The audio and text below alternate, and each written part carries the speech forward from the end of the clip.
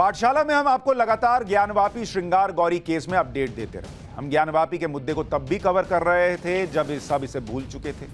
हम आपको इस केस से जुड़ी हर बड़ी डेवलपमेंट बताते रहते हैं। ज्ञानवापी केस में एक बड़ी डेवलपमेंट हुई है। वाराणसी की जिला कोर्ट में सुनवाई के दौरान मुस्लिम पक्ष ने खुद ही मस्जिद की जगह मंदिर होने के सबूत दे दिए। ये सबूत क्या है, मुस्लिम पक्ष ने क्या कहा है, यह आपको विस्तार से बताता हूं। मुस्लिम पक्ष की तरफ से ज्ञानवापी मस्जिद कमेटी ने कोर्ट में दलील दी कि जिस वक्त ज्ञानवापी मस्जिद बनी थी उस वक्त औरंगजेब हिंदुस्तान का बादशाह था। सारी संपत्ति बादशाह की होती है, इसलिए ज्ञानवापी भी औरंगजेब की संपत्ति हो गई। मस्जिद पक्ष का दावा है कि औरंगजेब के वक्त में ही यह जमीन वक्फ को तालीम कर दी गई थी।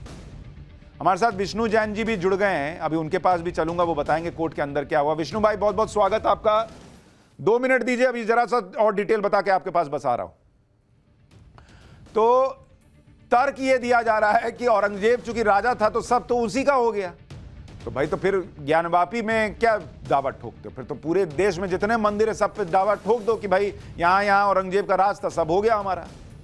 यानी मस्जिद कमेटी ने पूरा मामला औरंगजेब और वक्फ प्रॉपर्टी की तरफ मोड़ दिया है। और मस्जिद कमेटी का दावा है कि ज्ञानवापी मस्जिद वक्फ बोर्ड की संपत्ति है। वक्फ बोर्ड के रिकॉर्ड में मस्जिद की संपत्ति दर्ज है, इसलिए वक्फ एक्ट 1995 के मुताबिक ज्ञानवापी मामले की सुनवाई का अधिकार सिविल कोर्ट को नहीं, बल्कि शरिया कानून के तहत वक्फ ट्रिब्यूनल में इसकी सुनवाई होनी चाहिए। कुल मिलाकर मस्जिद कमेटी इस मामले की सुनवाई जिला अदालत में होने के खिलाफ है और वो चाहती है कि यह मामला कोर्ट में न चले।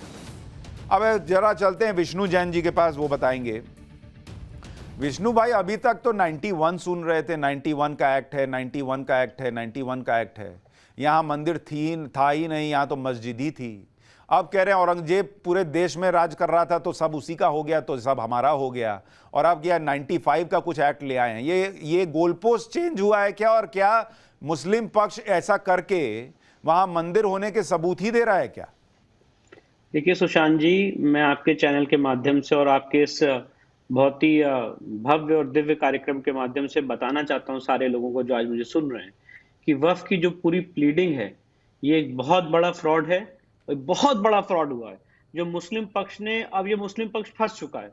जो इसने कोर्ट में डॉक्यूमेंट लगाया है और ये दिखाया है कि वक्फ नंबर 100 के रूप में दर्ज था, ये इतना बड़ा फ्रॉड है सुशांत जी, मैं इसको आपके चैनल पर उजागर करना चाहता हूं। उन्होंने जो डॉक्यूमेंट लगाया है वो लगाया आलमगीर मस्जिद का, जो बिंदु माधव को तोड़ के बनाई गई, और उस वक्फ नंबर 100 को कहते हैं कि वो इसी संपत्ति के लिए है। थ्रू आउट इन सारे रेवेन्यू रिकॉर्ड्स, इनके खुद के डॉक्यूमेंट में इस मस्जिद को, इनफैक्ट दीन मोहम्मद के जजमेंट में इस मस्जिद को डिफाइन किया गया है ज्ञानव्यापी मस्जिद।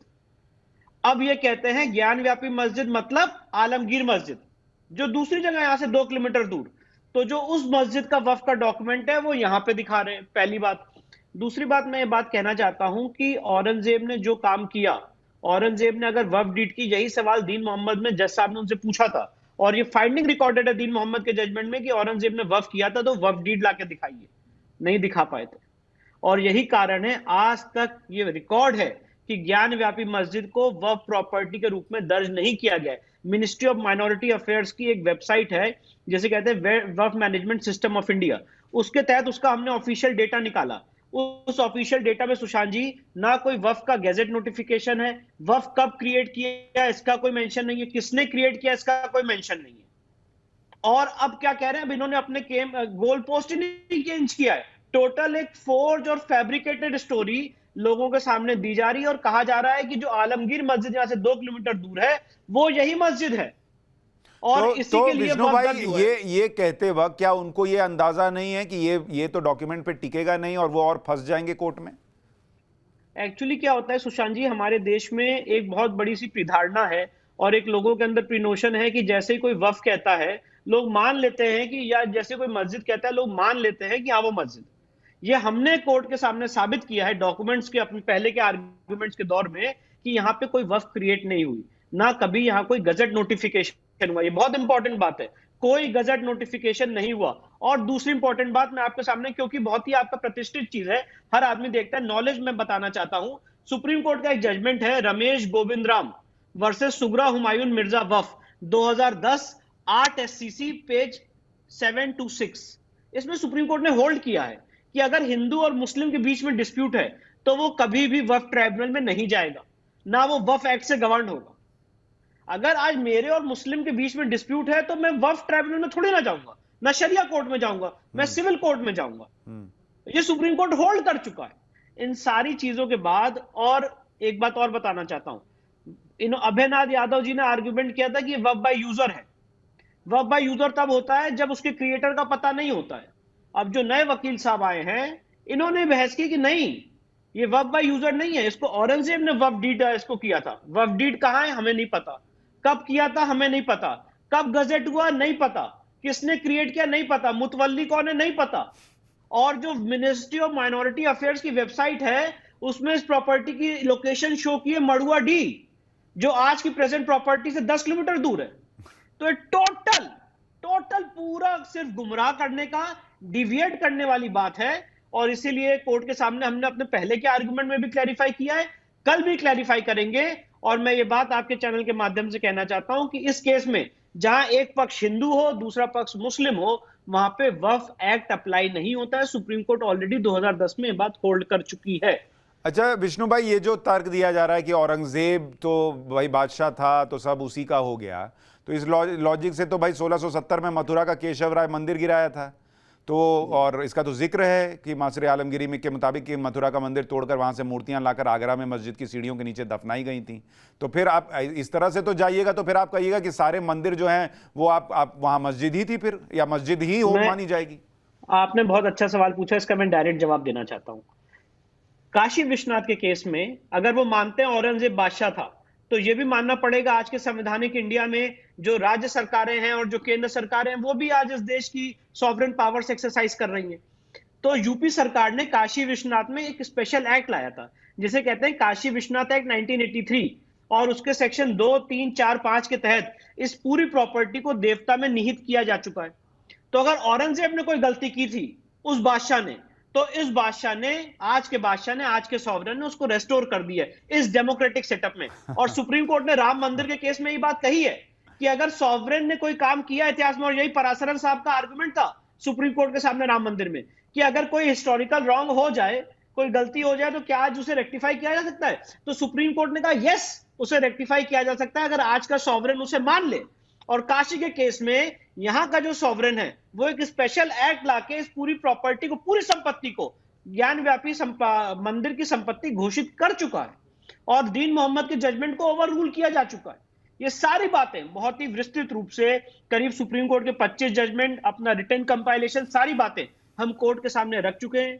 और अब ये रिजॉइंडर की इनकी प्रक्रिया, इसका हम जवाब देंगे। और हमें पूरी उम्मीद है, कल माननीय न्यायालय ने इसको 11:30 बजे इसकी हियरिंग निर्धारित की है, हमें पूरी उम्मीद है कि कल इस मामले की हियरिंग कंक्लूड होगी और हम जिन 4 प्लेंटिफ्स को रिप्रेजेंट कर रहे हैं उनका पक्ष रख के कोर्ट के सामने गुजारिश करेंगे कि इसमें जजमेंट रिजर्व करें और लोगों के सामने फैसला।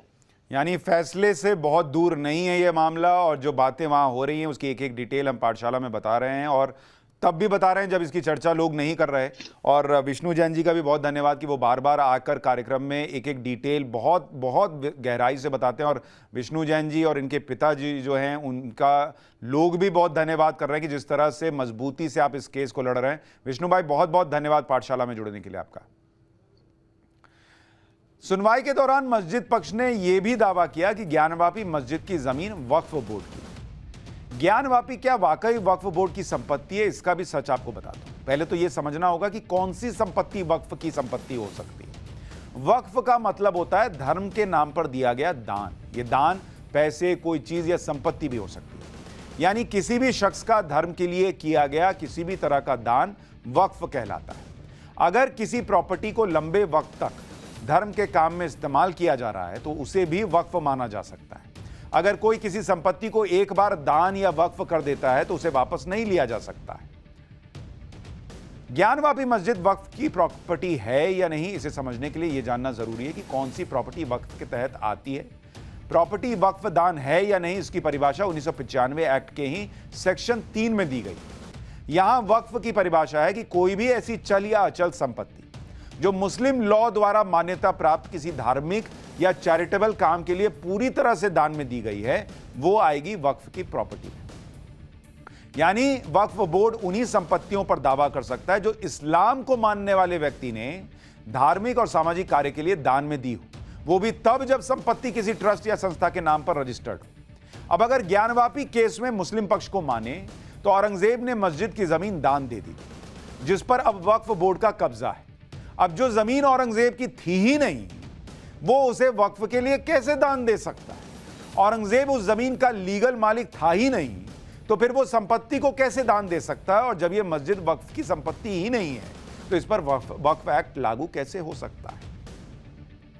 वक्फ कानून 1995 के मुताबिक कोई भी विवादित प्रॉपर्टी जो एक समय में वक्फ प्रॉपर्टी के तौर पर रजिस्टर्ड थी, उसे वक्फ एक्ट 95 के बाद दोबारा रजिस्टर्ड करने की जरूरत थी। लेकिन ज्ञानवापी के केस में ऐसा नहीं किया गया। इसके अलावा वक्फ कानून 1995 सिर्फ मुस्लिमों की संपत्ति के विवाद से जुड़ा है। जहां हिंदू मुस्लिम के संपत्ति विवाद की बात आती है, वहां वक्फ कानून के तहत फैसला नहीं हो सकता, जो अभी विष्णु जैन जी बता रहे थे। तो यह है ज्ञानवापी केस में अभी तक का अपडेट जो आप जानना चाहते थे।